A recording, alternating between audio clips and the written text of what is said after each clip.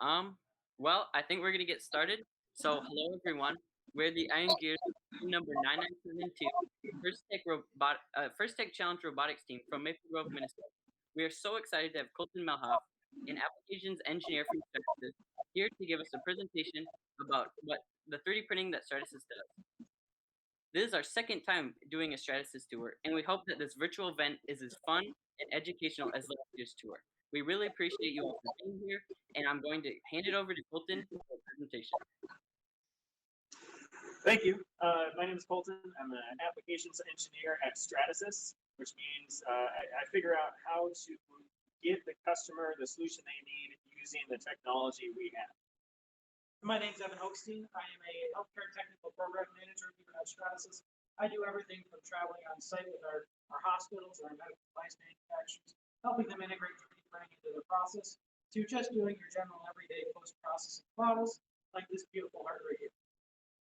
So we're going to start by showing a creative look at how Stratasys was founded. You guys can search for my screen there. I'm going to start a video.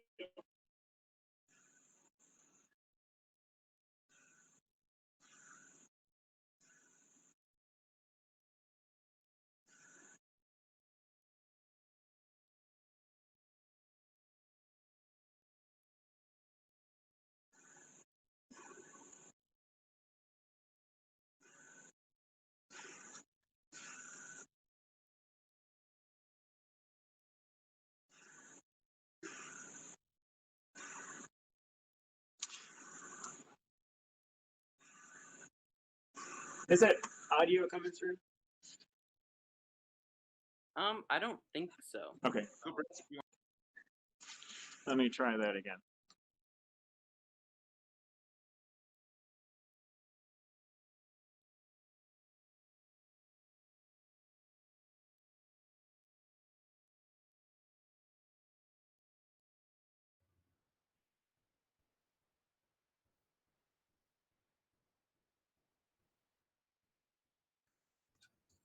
Do you have audio now? I'm still not hearing anything.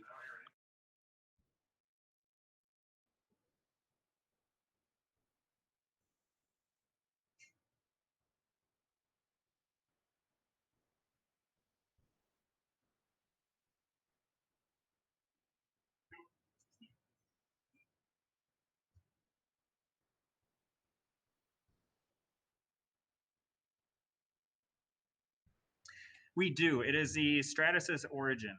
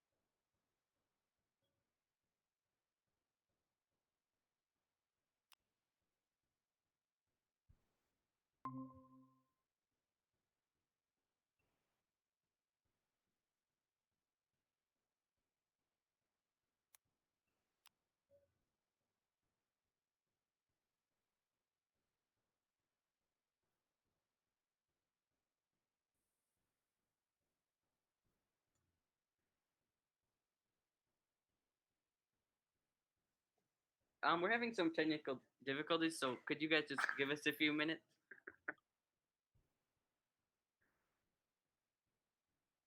That's disappointing. It works.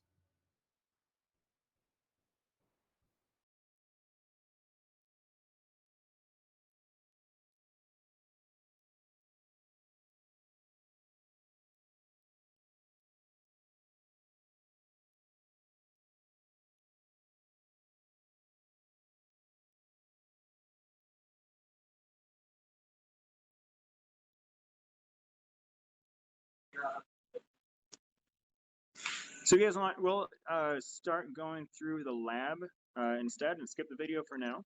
And we can add that to the comments afterwards. All right, so we're going to start off with talking a little bit about healthcare. Really, what role does 3D printing play in healthcare? It's one of the most exciting fields for 3D printing, in my opinion, of course, working in the healthcare industry. Going into my career and first starting out, I actually started in the defense industry, kind of working in that aerospace area. First, I was looking at unmanned aerial vehicles, a little bit the space realm of things, and I found that I enjoyed it, but it wasn't just my favorite thing in the world. I got this really cool opportunity to A, work at Stratasys, of course, the top 3D printing company in the world for polymers, but B, I got to work in the healthcare field. So some of the cool applications we can do today is we actually do a lot of 3D printing in hospitals. Everything from working with veterans in the VA system to working with pediatric or kids, and making sure that they're receiving the best healthcare possible in many different ways. One of the coolest projects I've had a chance to work on here is actually this model that you see in my hand. So this model is from a very young patient in the United States, and they had a heart defect when they were born. So what you're actually looking at here is the heart is tilted sideways. So we can call it a congenital heart disease or congenital heart defect. What that does is you see all of these colors kind of flowing through the model. What we're visualizing is showing how when the heart is tilted sideways, how it impacts the blood flow. So as this child, grew up, they were having worse and worse blood flow through their body, which is not good. What we did is we not only printed this visual model that looks very, beautiful, but we also printed a functional model that allowed the surgeon to go in before they actually completed a surgery on this patient, cut into the model, practice the surgery, and come out hopefully successful on the other side. In the end, we actually had a very positive result. The surgeon was successful. The patient recovered very quickly. And, 3D printing played a real critical role in making that successful. Another really cool thing I get to do is work on models like this. It looks kind of like a little slice of pizza, a little piece of pie. It's deceivingly simple, right? Well, this is just a CAD model like you'd CAD any robot part today. But what we actually do is we just take the outer extents of this model, and I know it's hard to see on streams usually, but we have an actual incredibly complex Perlin noise generation on the interior here. That's all automatically generated within our software. So we use that in the healthcare industry to accurately create bones. So if somebody says, hey, I want to print a bone and I want it to be osteoporotic, well, we just receive that 3D file of a bone and we generate everything on the inside to make it, more or less dense in order to appropriately fix whatever ailment it is or help train the surgeons before they go into the surgery. On the medical device side, we do some really cool stuff as well. I'm sure many of you have heard of clear aligners, Invisalign, ClearDirect, SmileDirect Club. All of these companies use 3D printing to manufacture these clear aligners in their teeth.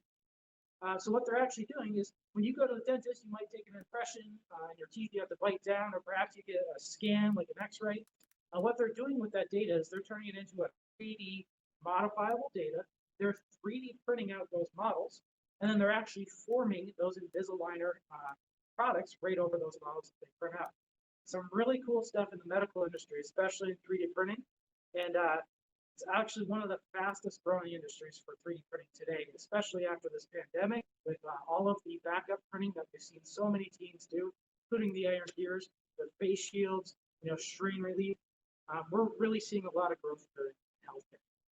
Colton, I'll let you take it. Sure. So I'm going to show an example that is a little more closely related to what you might see with robotics. Come follow me. This is a robot end-of-arm tool. So Evan was showing examples that are made out of polyjet. So Stratasys has two core technologies. One is FDM, or fused deposition modeling. This is what you usually think of. And when you think of 3D printing as what MakerBot is, it's taking a glorified hot glue gun in a heated build chamber on XYZ gantry and printing out your part layer by layer. There's also polyjet, which is what Evan was talking about. That's mostly what healthcare uses along with other industries. Polyjet, you can do multicolor, you can do clear and soft in the same build. FDM is all one material, but it can be a lot stronger depending on the material you're using. So for example, we can print parts of ASA or nylon with carbon fiber inside of the filament to make it even stronger. So this is a FDM 3D printed part. You can see this whole thing is not 3D printed. This base here is made of aluminum. It's parts that come from the end of a KUKA robotic arm, some other off-the-shelf parts. But previously to 3D printing this whole assembly was made out of, say, 100 parts that were assembled together, screwed together, welded, and it was much heavier and it was bigger on the end of this robotic arm. When you're talking about robotic arms, the payload you have at the end is proportional to how big your robotic arm needs to be. So if you can take your payload and reduce the weight by half, that means your huge robotic arm can be half the size, spend way less money on that robotic arm. So this is a single 3D print that printed this whole thing in one piece. It has internal channels. So this part is a vacuum hose that's going to pull air from the end here, and that is actually what picks up parts on the assembly line to move them around inside of the factory where this is used. So that is by far one of my favorite examples. We right now are in the North American subsidiary headquarters for Stratasys, which means this is where all of the North American operations sits as far as sales, customer support, marketing, finance. So we're in the showroom of the headquarters, and we're going to move into the lab from this room. And this lab provides benchmarks and marketing parts. The benchmarks are to provide a customer their geometry, their part, with our printer and our material. So we can prove to them that 3D printing is going to improve their process before they write a huge check to install a 3D printer in their lab. Evan, do you want to start there and talk about PolyJet? Yeah, let's move on over.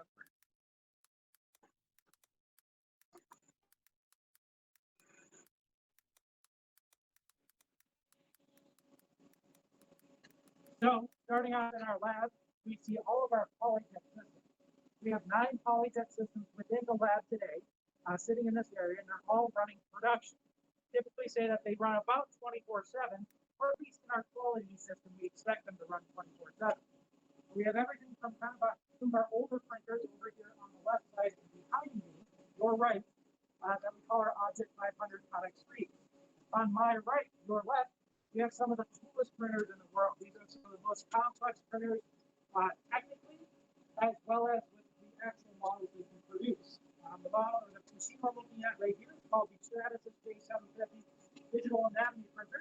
So the models we print on this guy, they're all coming out to be functional, realistic anatomical models. So earlier when I was talking about the surgeon practicing on this, we actually printed a heart level on here that the surgeon could go cut into, suture or stitch together, do many other procedures on. On the other side,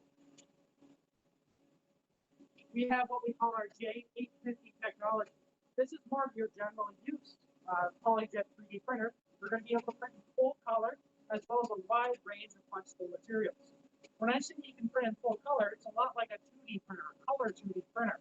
We're able to take cyan, magenta, yellow, black, and white in order to create full color objects in 3D. The unique aspect about this technology is we can also take clear material and we can take soft material and combine it into those colors as well, creating even more complex models that actually function like real products on the market today. For example, Google recently came out with this little tag that you can put in clothing. Those are actually produced on PolyJet technology, and is one of the cool applications of what we can do. Colton, would you like to take care of that? So after the PolyJet printers, we have a fleet of FDM machines. This one in front of me is turning off right now, but this one is one of our largest FDM printers that is commercially available and popular out in the market. This printer can make parts that are up to 3 feet by 2 feet by 2 feet. They're big parts. It includes high temperature materials like Ultem that can withstand high temperatures without deforming. And it also includes things like ABS, ASA, or even nylon 12 CF that's filled with chopped carbon fiber to make that part stronger. This is the biggest one. We get a little smaller from there.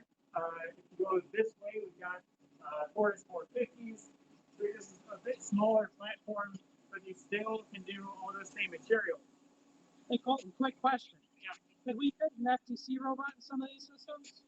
We can. So we have printed FTC robots in these. a chassis for an FTC robot would need to go on one of these bigger machines. A lot of the smaller components go on these 450. And then we're going to come around to one of my favorite printers.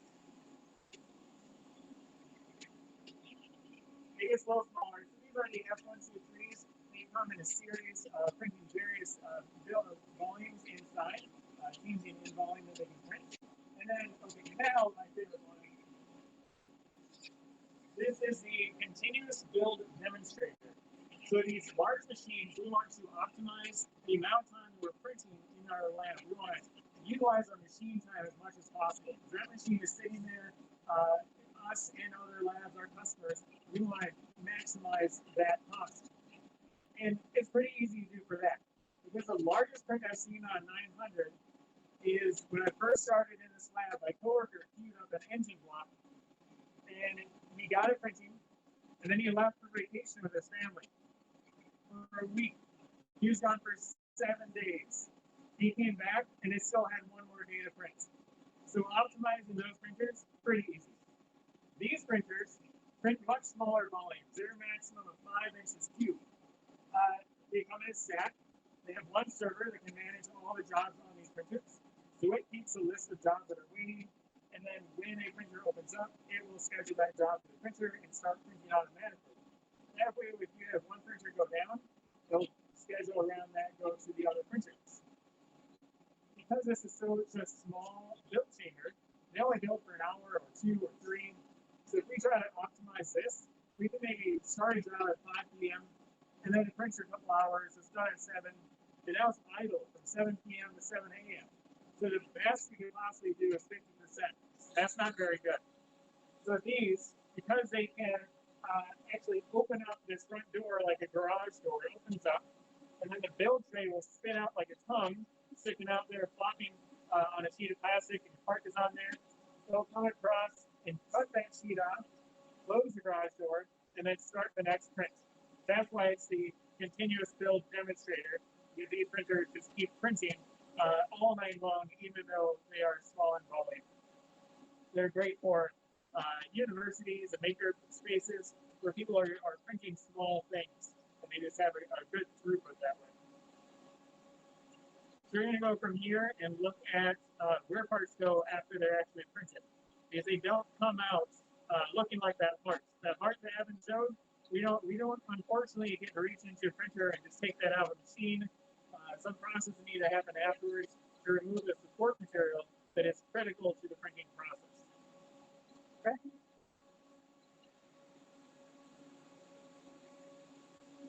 Hey, Colton.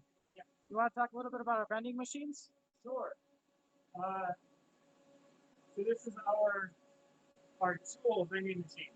It has consumables that we use in the lab, including everything from Sharpies to razor blades to sandpaper, protective equipment like gloves. So this vending machine, Fastenal comes out once a week and restocks it. Employees here each have an ID number. They type that in and then push what they need, and it pops out. So you don't pay for it right then. You just say who you are, and it gives you what you need. And then Stratasys is charged for it on a monthly or quarterly basis based on how much stuff Fastenal needs put in there. It's a great solution for a lab like this. Comes with that, we have a locker system on the right where we can put things that are likely to walk away. So high value items that are popular and are not tied down to the floor. We put in those lockers, that's our stuff, we're just able to access those when needed. That would be a great resource for a team to have a part vending machine, wouldn't it? That would be cool. Yeah. They need a few more sponsors first. Yeah, absolutely. Yeah. Might have to reach out to Fastenal, right? So we're going to go into our wet room. This room is split into 2 halves. We have PolyJet on one side and then FDM on the other side. So the purpose of this room, no matter if it's PolyJet or FDM, is to remove the support material from the parts and then let the parts dry quickly. So on this side, we have FDM. These large tanks are mostly chemical support removal tanks. FDM has some materials that print with soluble support, so you can print complex geometries that you couldn't otherwise make with subtractive manufacturing, and then put it in this chemical bath, and it will dissolve away the support material. There's also some that have manual support removal. That's in the next room. So it'll dissolve away the support, and then rinse the parts, and then they move here to this ramp that has sand flowing on them to dry the parts off. On this side, we have polyjet. Here's a model. Here we go. I'm gonna put some gloves on. The polyjet support is a little tacky, and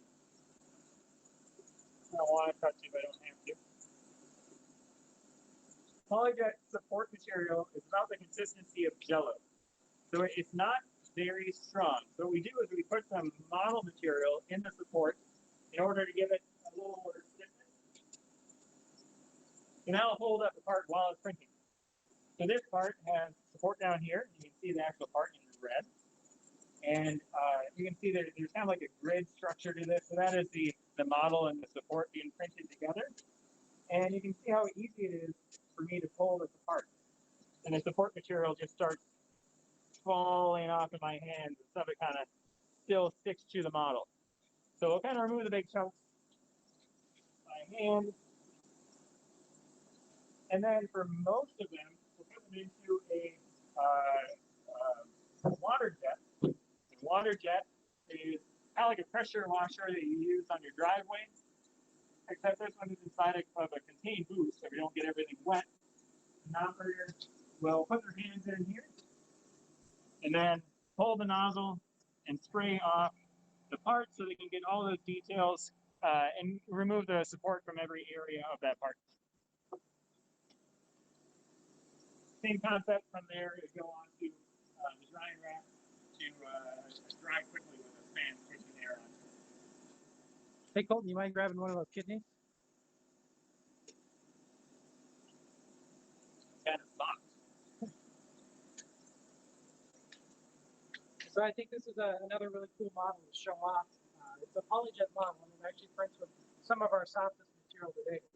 Now, I know this can be kind of hard to see on the screen, but as I kind of move this around, you can probably see it bending a little bit. You can see as I press into it, but there's a lot of flexibility in this. If we were to actually, feel this in a real human body, this is actually pretty realistic to what it would feel like. So you can think of, we're starting to print this stuff, we're starting to give it to surgeons, and there's so many different applications where we can use this, but conventionally a surgeon would actually practice a surgery in a cadaver. Cadavers are, of course, not preferred, and we try not to use those where possible. Same with animals. We really try not to use animal models, so what we're doing today is we're 3D printing these as replacements. And there's many reasons for that. So a cadaver costs a lot of money. I know these 3D printed models are not cheap. A cadaver is much more expensive. Not only we have to get that cadaver, but you have to have the specialized facility to store it in as well from a hazardous material standpoint. Right, and then disposing or returning it afterwards, if it's a animal cadaver, disposing of it properly. And where if we can just 3D print it, we can 3D print that same model each and every single time. It also helps us a lot with device validation as well. As we start thinking about how do we 3D print medical devices, how do we test medical devices before we put them in a human. Well, the way we do that used to be in animals and cadavers, which aren't super accurate to real human anatomy. Well, now we can just 3D print that human anatomy any way we want with any issues we want within that human anatomy, and then we can actually test the device in a really realistic environment. Great. Do you want to take the next room? Yeah.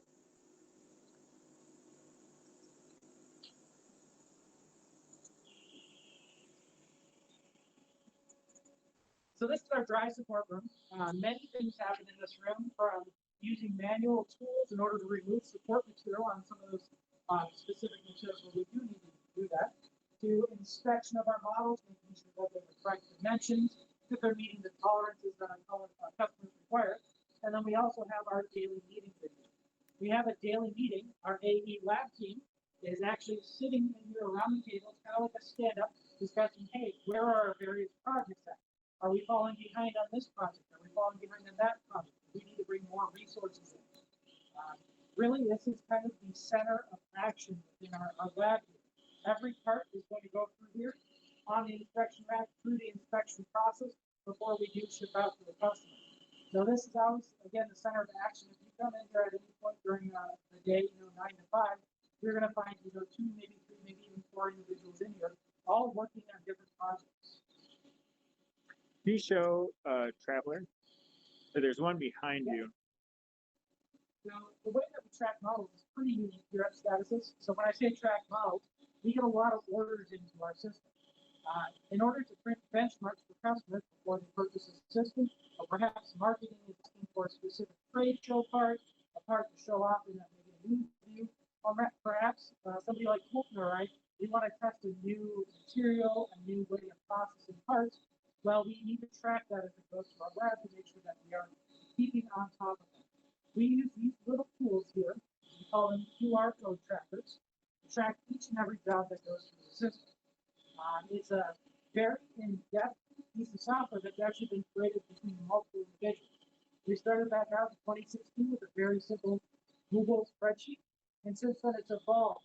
And first alumni have had an impact on this at every step of the way. It started with myself and Katie Rydell working on it very early on in its Google spreadsheet form. Now Colton has spent actually a lot of time with some of our other first volunteers, including Jeff Dix from Stratasys, putting together and making an entire database system out of it, tracker that actually shows us in a very nice, fluid way every morning where each and every single project is at. Something else cool that we're currently working on that we can't show you today, but has been publicly released, is a lot of our batch photopolymerization techniques. So there's 2 core Stratasys technologies we've learned about. The first one was PolyJet, the second one was fused deposition modeling. Recently, Stratasys acquired a company called Origin. Origin is based out of San Francisco, California, and they have a really cool technology that's based off of actual projectors. So you go into the classroom, perhaps you guys have a projector in a robotics room. Usually we're displaying models on 3D CAD models, perhaps the document, perhaps the PowerPoint, but we can actually use that with 3D printer as well. What we can do is we project that projector into a vat of liquid. On that vat of liquid, each layer will then become based off of the image that we're projecting on top of it. So if we had an image of just black and white pixels, and say we had our outline of our object in white, and the rest of the image was black, we could actually start building a 3D object out of that. In addition to Origin, we recently acquired a company called RPS over in Europe. And with that technology, we're actually using lasers. These lasers are going around that same type of vat of liquid, making different types of designs, making different types of objects, layer by layer, using a laser, and curing that excess model material in a vat format. There's a lot of cool things happening at Stratasys that are on the horizon, like RPS and Origin, where we're bringing new technologies into the fold outside of just FDM and PolyJet. Let's go look at hyperrealism, and then we will go to J55, and then we'll open up for questions.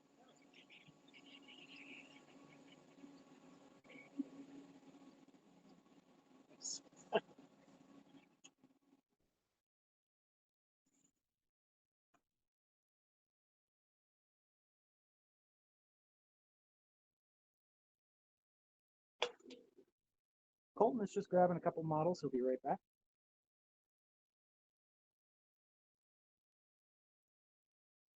There was an avocado printed recently I wanted to grab for you guys, but the pineapple will do.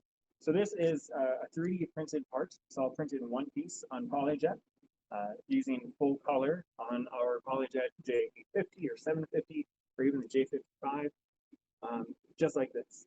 So if you guys have ever seen the movies Kubo and the Two Strings or Mr. Link. Mr. Link, yeah, Mr. Link. Yes. I feel like that's the wrong name, but The Missing Link. the missing Link. Yeah. Oh, we butchered that one. Sorry, Leica. The Missing Link. Fantastic movies. I'd recommend seeing them. And it is even more powerful to watch those movies knowing that almost everything about those characters was actually 3D printed first. So we have some great videos about this on the Stratasys YouTube channel. I recommend just going there, check them out. I think the quality will be better.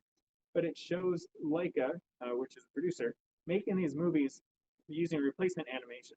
So it's a similar theory to stop motion or claymation. With claymation, they're going to pinch and squash that clay between every frame. With replacement animation, they're going to take a facial feature off, and maybe it's just part of the face or the whole thing, and then replace it with one that is very similar, but just a little bit different. So they will use our printers and print out 60, 80 of these facial features on one tray, and then scrape it off and print it again. They have a fleet of these printers to make that many models because they are making a facial feature 24 to 60 times per second to make that movie work. And imagine how many characters are just in one movie. So hyperrealism, now when I look over at my my neighbor at work and they're eating a banana, I think they're actually biting into a 3D printed banana because we just have them that so close and that many food objects floating around the lab.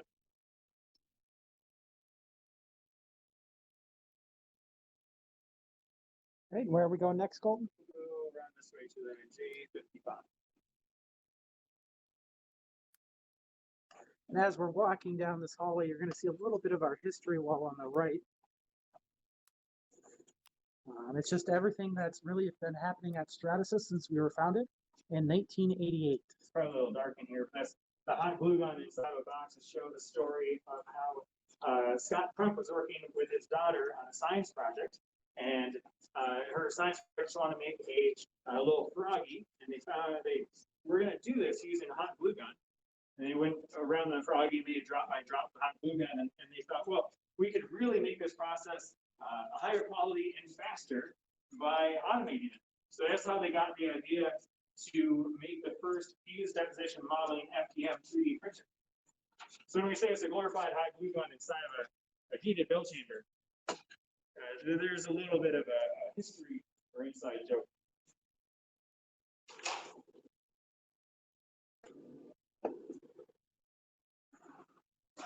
Here's one we can show.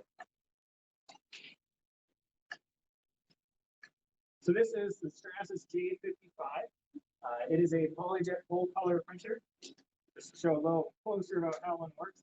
This is a new way of 3D printing by instead of moving the head back and forth, forwards and backwards as it's printing with the tray moving down, this one actually has the tray spinning like a record player. And it's moving pretty quick. You can see that model showing up once every about 2.5 seconds for this print. And as it's printing, this tray is going to slowly move down between each layer. So it has some print heads in there going out at a radius. It'll move back and forth to get the entire circle. And then also has a UV lamp. So it prints a liquid resin. And then the UV lamps are going to be a catalyst for a one-way chemical reaction to harden that material, turn it from a liquid to a solid. After it's solid, there's no going back. With our thermoplastics, like an FDM, we can melt them and they'll turn into parts, and then they could be heated up and liquefied again, and not with polymer. One of the coolest things about this printer in particular is we think about the math involved in 3D printing. When we look at a conventional 3D printer, the machines we were showing earlier, we work on Cartesian plots, and now with this printer, we're actually looking at a polar plot. And just thinking about the math involved with converting between those two, and the differences between those types of printers and a processing standpoint, is actually really cool. It is. And so this printer has been a long time coming, but now it's here. It arrived about a year ago. Stratasys announced it about a year ago. And it is living up to expectations and all the ways. So I want to open up now if you guys have any questions for our viewers. If you have any questions from the Twitch chat, we'd love to answer any of those. Yeah, I can start listing off. I'll do the earliest to latest.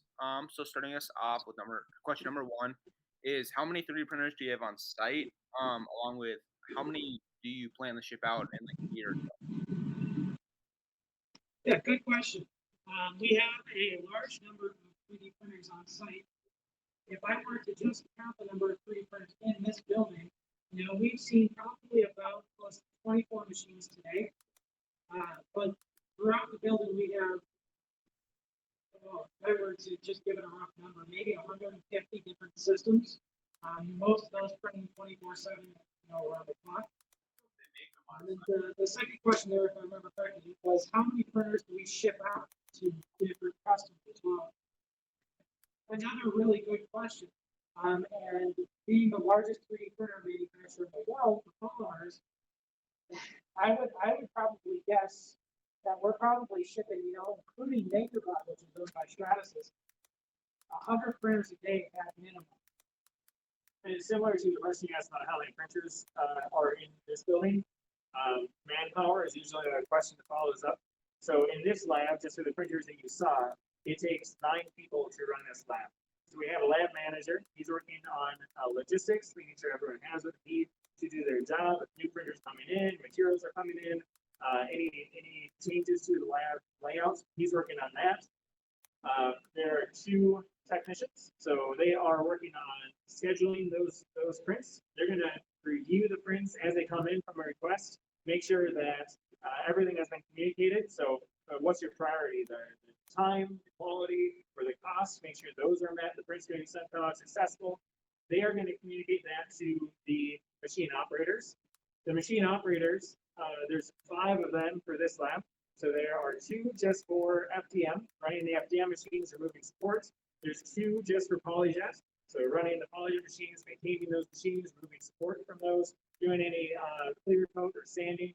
And then there's 1 person that works from Friday to Monday, and they work 4 10-hour days to make sure the machines keep running throughout the weekend. We don't want to have that be any downtime. Then on Friday and Monday, we have this knowledge transfer between our weekend person and the people working on the weekdays. All right, awesome explanation. Next question up is, I know you guys said you guys printed, or you have a printer that does 2 feet by 3 feet. Is there a reason why you guys haven't gone bigger with it? Maybe do 5 feet by 5 feet? Great question. We have gone bigger. The bigger printers we don't have in this building, and also the bigger printers have not been as popular because they just end up being more expensive.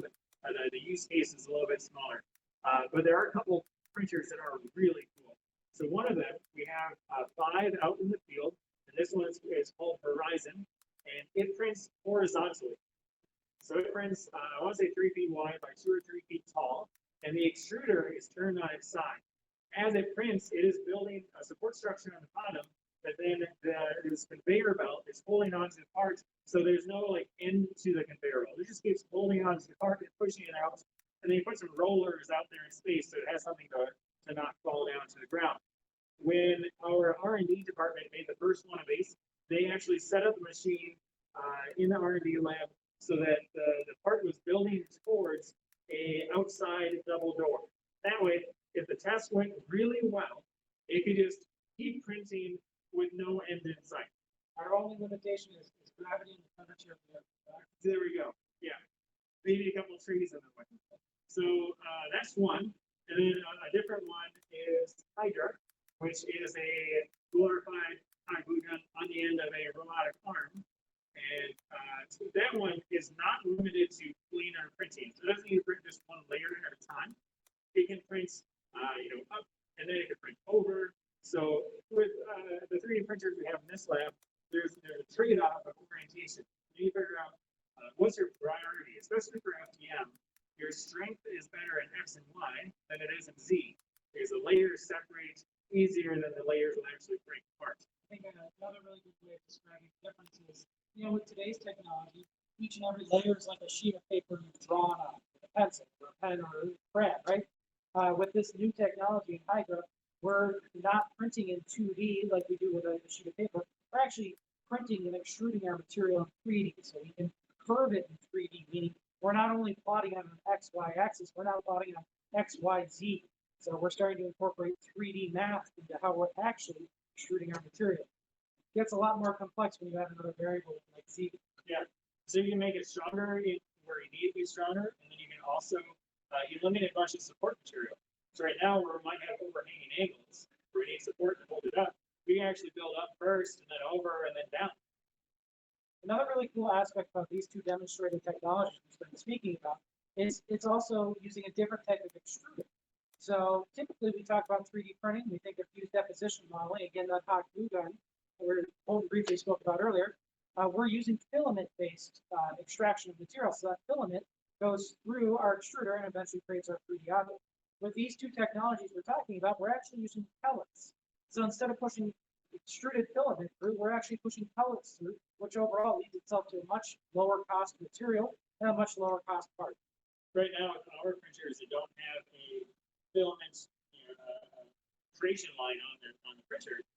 The filament is actually made by taking pellets and then squeezing it through a die. So in these printers, it's all condensed into one thing, so you have a continuous feed on that printer. There is a bigger PolyJet printer as well that prints roughly 3 by 2 by 1.5 to 2 feet as well. You can't do full color, but also a really cool printer. So there's some applications like doing floor mats of cars or other automotive parts, dashboards, where you need really fine detail. Strength, not as important, but you need a fine detail of PolyJet, and it needs to be big.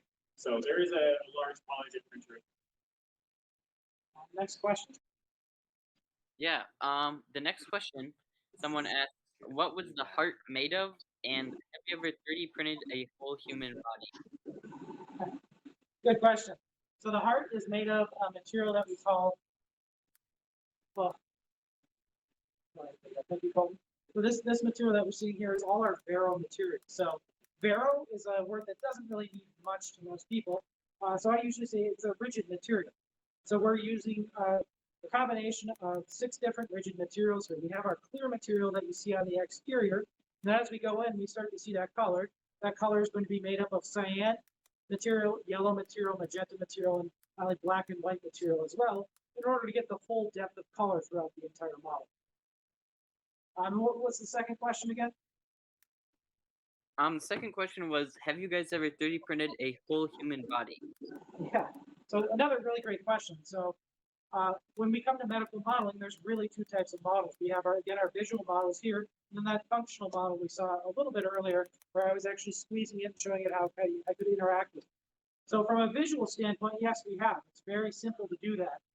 We actually have many files that we can just take and start 3D printing, body parts, for lack of a better term.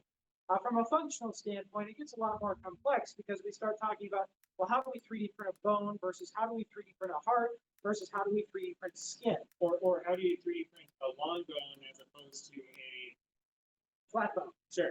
So we think about printing a skull. Well, your skull has a very specific makeup versus if we're talking about printing your femur or a long bone in your body, the longest bone in this case, it has a much different structure than a skull. We start talking about human anatomy, and I'll get a little technical here.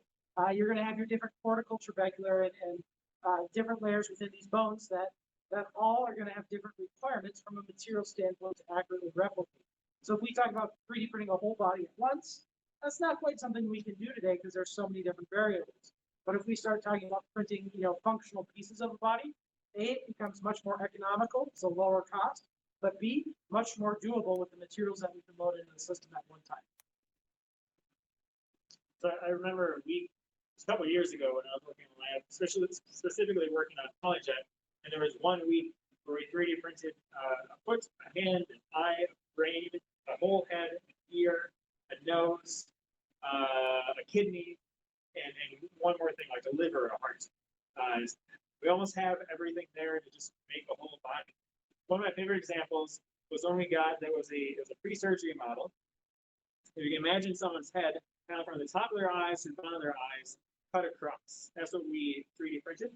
Most of it was clear. It had a white ring around it, which was a skull. And that file was generated based on a MRI or CAT scan. And it was going to a doctor pre-surgery. So this person, they knew they had a tumor inside their brain because they did the scan, they found the tumor. But it's hard to visualize on a 2D screen how big it is or how severe it is. So inside this slice that we're printing, you could see where the eyes were, you could see the skull, you could see some nerves running through, and then you could see this black mass in the middle. Do you remember that? Can you better tell them this story? I don't quite remember that specific story, but I'll tell something a little bit more general. For this one, the doctor got on hand, and they were able to better make decisions based on how to approach that tumor. I think a really good way to tell us is think about the impact we make. As a first team, a lot of first teams, their goal is to make an impact on their community to increase the amount of STEM throughout the entire community to bring businesses into first, to help sponsors join the team to get new mentors. Within the healthcare field of 3D printing, really, we talk a lot about impact as well. What impact can we make on a patient? I can tell you guys right now, my time in first, I love making an impact on the world as a whole. And the same thing with here at Stratasys. I love making an impact on these patients. There's nothing better than taking a day. This happened just 2 months ago. I had to fly out to a customer in Ohio, and I actually got to sit down with a patient, a clinician, the doctor, and we actually talked about 3D printing and what impact we could make with a prosthetic on this patient so that they could walk again. Putting a 3D printed prosthetic on a patient and seeing their eyes light up as they walk for the first time and who knows how long is truly amazing. And it really shows the impact that not only 3D printing can make in the world, but also STEM education as a whole. And prosthetics is a great example because let's say if you're young and you need prosthetics, your body is changing so fast that prosthetic we made for you, it'll be good, and it'll get uncomfortable as you're growing. You can't afford to replace it often enough to keep it comfortable because you're just growing so fast. It takes so much to make that prosthetic traditional. So with 3D printing, we can so easily scan what your limb looks like then, and then design a new prosthetic around it and print one out. The cost of manufacturing one-off pieces like that is so much less than traditional manufacturing.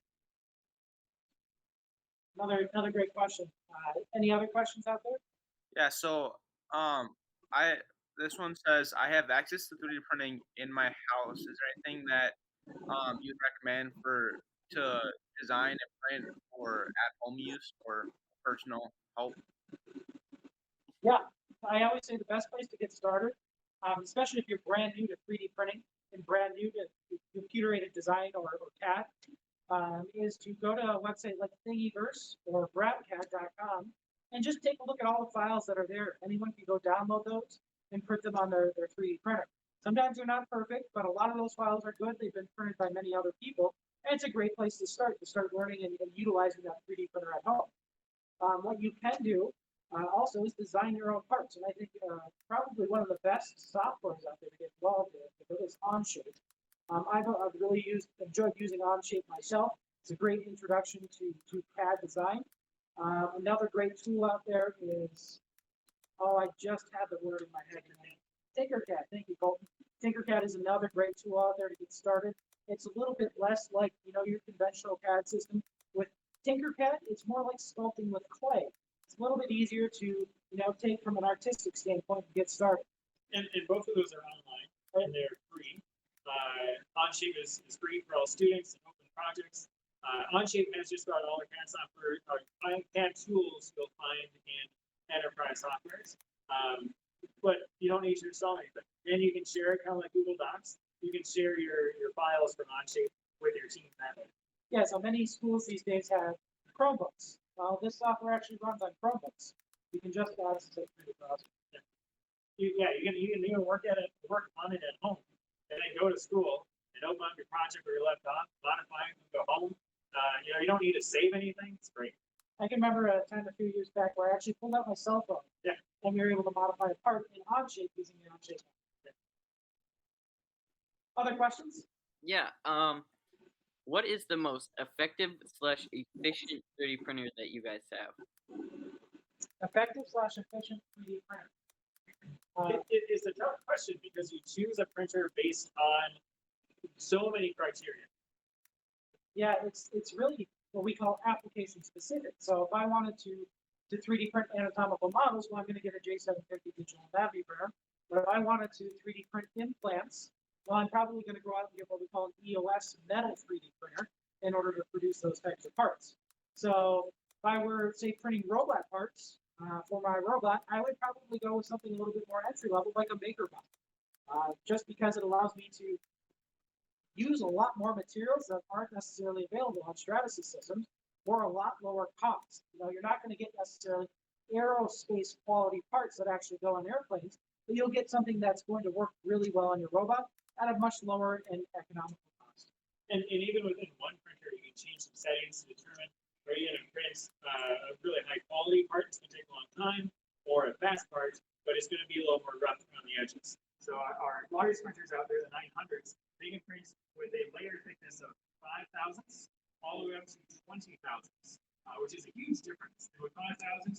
see those layers, 20,000, so you can easily count how many layers they are. Okay, Other questions? cool. I know you kind of just answered it. If you just want to go over it briefly, so what's the most realistic you guys can print? Like, how close? The most realistic, what's the most realistic we can print? Did I characterize that question properly?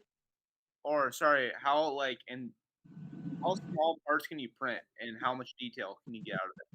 How small of parts can we print? How much detail? I'm gonna go with my parts. You answer this. All right, Colton's gonna give you this question. Really, the smallest part I printed was probably, I'd say 1/20th the size of just a typical US penny. So very, very small part. Now, we can't necessarily see that much detail on that small of a part. If I put it under a microscope, you'd actually really be able to characterize and understand that part a little bit more because it's so small. But really, that's probably about the smallest part we can print. You know, there's other technologies out there that can actually print smaller. And that's, I should say, specific to our J55. That's the smallest part we print. But we start talking about some of our really fine resolution that photopolymerization is using. We've got stereolithography, DLP technology, where we're taking that bad material. We're either using a laser or a projector to project them. We can get even smaller parts than that really do still have fine detail. And Colton's going to bring over a part here and try to share. It's a very small car. Sip, can you loosen this? Yeah, I got it. So it's probably not going to focus all of that well, but you can kind of see it here. These are some really small parts. There we go. We have one little bit of a larger car and then one really, really, really small car. And if I were to give some sense of scale to that small car there is probably about 1/4 of the size of a penny. So I was talking earlier, we can get to a 20th size of a penny. Now it's an order of magnitude smaller than what we see here. And inside that small one, there's even seats and a steering wheel. There's a little smile on the front of it. On the big one, the small one, no, but on the big one, I can actually move it between my fingers here, and the wheels move. So we have fine enough detail that we can have an axle going through a couple holes there to make the wheels move.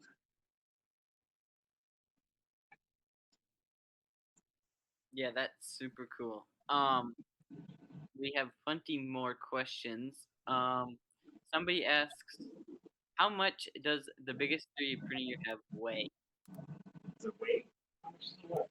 I'd probably say the Fortis 900 weighs the most. So the F900 is that big machine that Colton was first talking about when we went through our FDM technology. If I remember correctly, off the top of my head, something like 2 tons. That sounds right. Yeah. So That's what I was thinking, yes. we can certainly get back to you with a more exact answer if you send us send the engineers an email. Or go to stratasys.com and search for the F900. Yeah. There's a specification out there. The F900 has a gantry that goes from front to back, and that part moves left and right on the X-rails. And then the Y-axis, the hips on the motor move towards you and away from you as you're standing there. So together you have your X-Y bridge. And that whole thing that moves left and right, remember correctly, weighs 250 pounds. So as it's printing, it might be filling in some small rasters. The whole printer is going da da da da da da da as it's filling in those rasters, and it weighs so much to get the accuracy, precision that we need. Are the printers you're standing behind better for or like a better type of printer? Or does This is the best printer. what was that? I said this is the best printer. Colton and I can debate that. Evan thinks the digital anatomy is the best printer. Actually, let's rephrase that a little bit. If we remove this and call it a medical printer, then it's the best printer. Just G55, not medical enough for me. So we'll have some printers that are mechanically very similar, but they'll print different classes of materials. So we'll take this printer is for design studios or prototyping. We'll take one that's mechanically almost the same, right? Some software upgrades to it, some more technology that way, some more technology that goes into materials or resins that go into it in order to make parts that could go into an operating room or parts that can have a shorter value of double zero in order to mimic flesh. And so something we talk about in our industry, at least in, I should say, the medical industry, is, this is a rapid prototyping system. It's great at making prototypes. But when we start bringing objects into the operating room to reduce the overall surgery time, well, we can't call those prototypes. Those are actually production parts. When we make production parts or finished goods, there's a lot more quality requirements behind them to make sure that what we're printing is actually going to be anatomically accurate. It's going to have the correct dimensions. It's going to have the correct color, perhaps. Perhaps it's going to have just the correct feel to it. So, rapid prototyping, great. Really easy to use, really easy to work with. But once we get to some of those higher requirement applications, whether it be producing medical models for use in an operating room, or perhaps parts that are actually going to be used on an airplane, we do have some additional quality standards that we have to take into account. And I'm sure I cut your question off a little short, so that wasn't the answer to your question. Let us know. Yeah, that was a good answer. So here's another question for you guys. How do you decide what material to use for like the healthcare practice thing? Yeah. So the way we decide really materials, no matter what the industry is we're going to look at the requirements of the application. So if we're bringing something into the operating room, we're going to need something that's biocompatible, especially if it's actually touching the patient. If we're bringing it into the operating room, it also needs to be sterilizable. So if you're bringing anything into the operating room, whether it's a medical device like a stent, or if you're bringing in a tool, it needs to be sterilized. And sterilized just means that it's going to be free of bacteria and viruses. We need to kill off all of the bad stuff before it goes in. So we start talking about materials that we use for that. Well, we can't use necessarily really weak materials. They have to be able to withstand high thermal temperatures in really tough environments where we're maybe chemically sterilizing these goods to make sure that we have killed all of that bacteria and all these viruses. We talk about the aerospace industry. It's going to be a little bit different. In the aerospace industry, there's a lot of requirements from like the FAA where they say, well, your material has to be rated to a certain FST standard, which is flame, smoke, and toxicity. So if there's a fire on an airplane, it needs to either go out super fast, or if the fire does go out, it can't smoke forever and take up the entire air compartment with smoke. That would be bad, right? So they want to minimize that as much as possible, while still maintaining the material strengths and characteristics.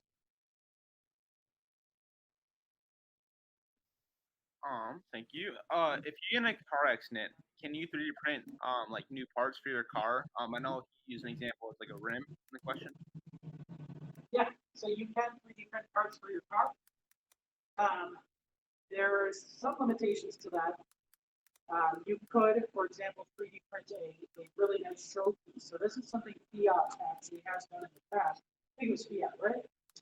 Yeah, Fiat actually in the Asian market, they had a whole service where you could actually customize your car. And what they would do, they print it out on a machine exactly like the J55 here, and then they would put the glue it onto the actual car and be your own personalized emblem. Anyone could do this as long as they were purchasing a brand new Fiat.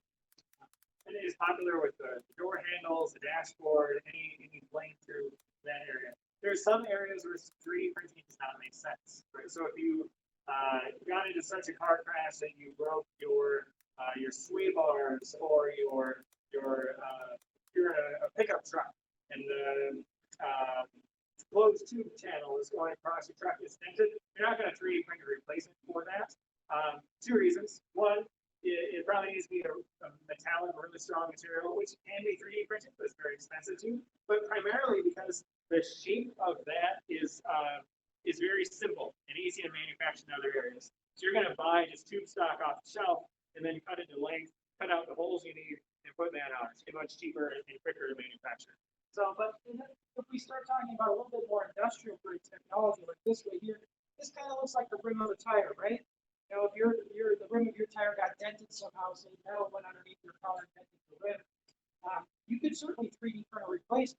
But if you wanted to buy a rim from the manufacturer using conventional methods, it's going to cost about $600. But if you want to 3D print something like this that's so complex, heavy, and uses so much material, that's going to raise that cost. This part right here is probably closer to $5,000. So Yeah, we could 3D print it, but do we really need to? And do we really want to? I know I don't have $5,000 to spend on a print like this. Yeah, it's not a fun car. Not in the winter. Right. So there's some things that 3D printing can do, and traditional manufacturing cannot. And there's other things that traditional manufacturing is really good at, and you would not think to use 3D printing for that.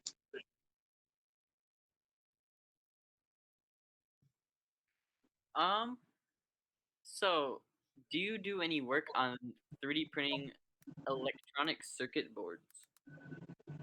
So Stratasys does not do any work in that directly. We have invested in companies that do electronic circuit board printing. I believe one of them is called Nano Dimension. It's based out of Israel.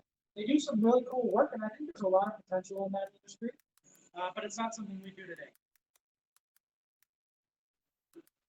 What do you expect Stratasys to look like in about 15 to 20 years? In how many years? In 15 to 20. 15 to 20. Well, if it were up to me, we would be a healthcare company and only do healthcare applications. We'd be making medical devices, and we would be bioprinting. Bioprinting is talking about printing real human body parts, printing lungs, printing hearts, or implants. So instead of having to wait for a donor, instead you could just 3D print an exact replica of your heart or your lungs if they needed to be replaced.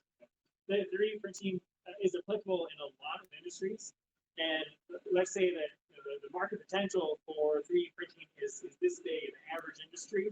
That's how many people could benefit from 3D printing. That's how many people would have a return on investment of a positive number from 3D printing. But we've only got to about this many of them.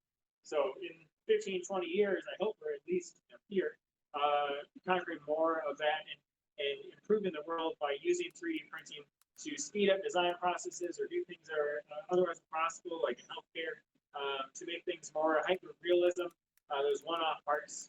I think that will end up addressing a lot of the supply chain issues that we've seen due to COVID. So because of the pandemic, a lot of the manufacturing groups in China originally couldn't actually supply for raw goods, materials, manufactured parts that a lot of our industries needed to be successful. For example, healthcare, at the very beginning of the pandemic, we were running out of masks, we were running out of face shields, we were running out of a lot of the basic personal protective equipment. Well, 3D printing, as we've all learned, can actually help out a lot in that aspect. I think 15 to 20 years from now, we're going to see more and more that hospitals, instead of purchasing from a third party in China, are actually going to start manufacturing for themselves. Other questions? So how has COVID affected your business and how you guys print? Yeah, COVID certainly impacted our business in many different ways. I would say back, a year ago, almost today, I got a call at just about this time saying, "Hey, Evan, we need to design a face shield." And I was like, "What? For what? What? We need a face shield?" And they're like, "Yeah, we need a face shield. We need to start printing them. We need to start manufacturing. Can you get it done by Friday?" Well, today is Thursday, right? Not Thursday. Thursday, it's 8 p.m., right? On a Thursday, it was 7 p.m. I can't see the clock from here. But it's late, and you need me to have this done tomorrow so that we can go to manufacturing Friday night and we can start producing these.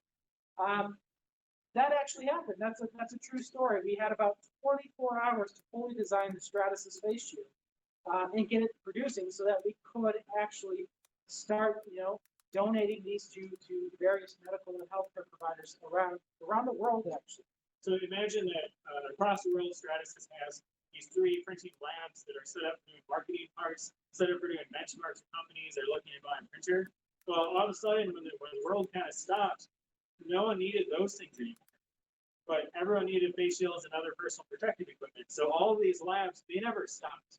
The employees in this lab, they have not missed a single day coming in because of COVID. Because during that time, we switched gears overnight and we started printing face shields and other personal protective equipment on every printer we have. It really goes to show the impact that 3D printing can have on that supply chain. When we weren't able to get personal protective equipment from our conventional manufacturers, conventional third parties, we found a way to do it elsewhere with 3D printing. Now, I've heard that 3D printing is good for small quantities of things, but we need like 1 million face shields. So why did we 3D print them? Because we had no other way to quickly get millions of face shields. So while it's not necessarily the most effective and efficient way to do it, you start looking at your timelines for getting these items, and it's like, well, as a stopgap solution, I have no other way to get these, so I need to do something else. It's all about manufacturing 3D printing. We talked about about 100 systems we have here in this building.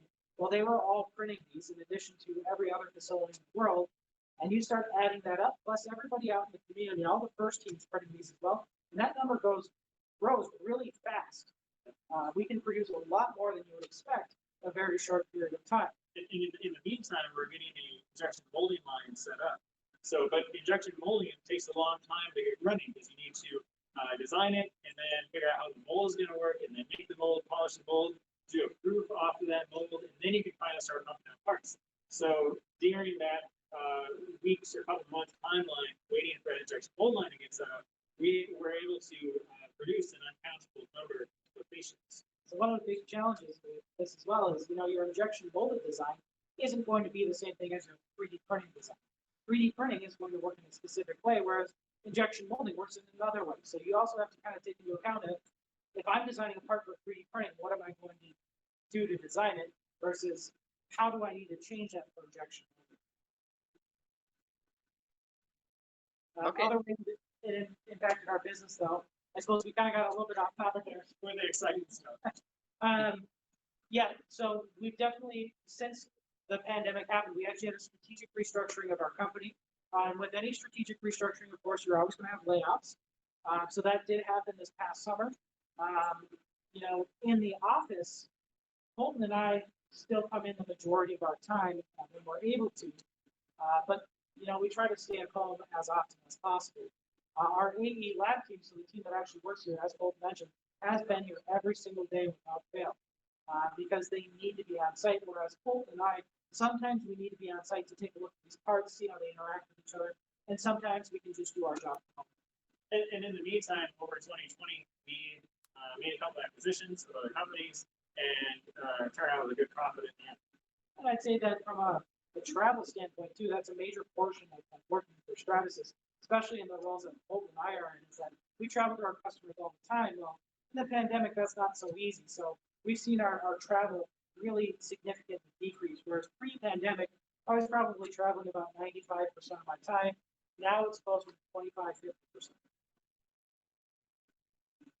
Okay, this is our last question. Do you manufacture any 3D printer models geared towards home hobbyists?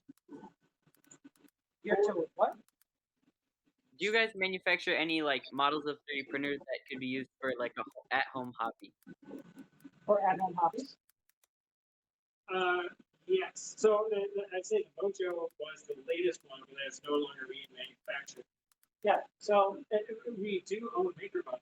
So I guess that would be a great answer. So MakerBot we purchased 12 years ago, 2015, not that long ago, 6 years ago. First MakerBot, so now MakerBot is actually becoming more integrated in all of the Stratasys systems. Stratasys is broken out into different business units. So one being medical, how can we get into the medical industry? MakerBot is in this engineering and education business unit. So they have printers that are kind of a step down from the J55 all the way down to printers that you can afford as a family. Yeah, when I was 2011, my first year mentoring our robotics team, actually, our team purchased a MakerBot printer. It was the MakerBot Replicator. I think the version 5 of it has MakerBot Replicator 2. And it was a great 3D printer for a hobbyist. It, did everything I needed. At the same time, I bought another hobbyist printer called a Cube, and that thing I just would never get it to work. So a great starter point is definitely the MakerBot series of printers. If that's still slightly out of your budget, if that's too expensive, then I always say a really good kind of entry-level printer where you're going to struggle a bit, but you're still eventually probably going to be able to get parts. Is going to be more like your Prusa printers. I'm trying to think. I have a roommate that has one sitting on his desk right now, and I always recommend that printer because it's a great printer. So if he's in the chat, he should post it, but I don't quite remember what it was. But there's a lot of great kind of build your own kits out there. A lot of great small printers that you can get from China that really help you learn about the technology and kind of assemble it, play with it yourself. most Stratasys printers are designed to be plug and play by other companies. So they should be able to get the machine, set it up, install it, plug it in, do a little bit of education, and then they can just print on it, right? So it's not a tinkering machine. Our printers know what material and how much material is loaded into it. So for example, well, FDM and PolyJet, when you put a canister of material into the machine, it actually reads a chip that's on the canister. So the canister says, hey, I am ASA red, and I have 30 cubic inches remaining inside of the canister. So the machine knows exactly what that is. And what that means is that when the machine starts printing, it knows exactly what temperature to put the tip at, what temperature to heat the build oven to, how fast it can extrude that part. So the operators don't need to worry about any of those parameters. If you're looking to get involved from a tinkering, educational and 3D printing aspect, Bruce or the other one that Evan's friend has would be great ones as well. MakerBot, I think there are some levels of MakerBot where you can modify, or most of them where you can modify around those sorts of parameters. But the bigger FDM and PolyJet printers, they're designed to take care of themselves and make parts for the operators. Yeah. So we start thinking about the Stratasys industrial level 3D printers. Earlier, I mentioned a lot of the quality controls we need to have. On the aerospace industry and the medical industry, the automotive industry, often if we're producing parts, we need to have the control down to the material that we're printing with. So we need to know the lot number, how much of it we use, especially if we need to go back and we need to do a retroactive study about why something failed.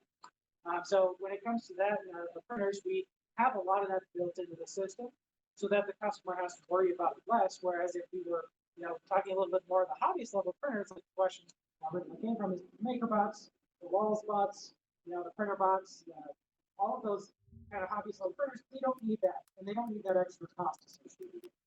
So you could look at a 3D printed part on an airplane, and based on that specific 3D printed part, you could know what lot of material was used to make it, when that lot of material was formulated at the factory. You can trace it all the way back.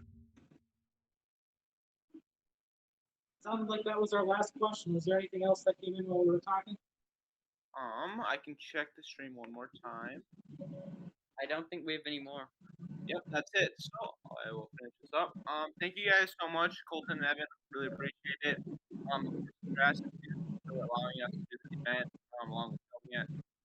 Before you guys all leave, we'd like to make a quick announcement that we have another event happening March 20th. It's going to be a bracket tournament. Madness. Have 16 teams participate in it, and Stratasys is actually on that event as well. So super thanks to Stratasys once again.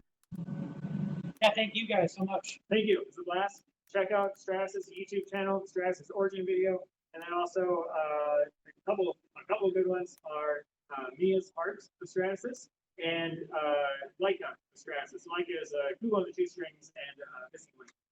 And if you look at the right videos, you might see Colton or Ryan there too. So look hard enough to find us. Thank you. Thanks, guys. Yep, thank you. Thank you. Have a good one, guys.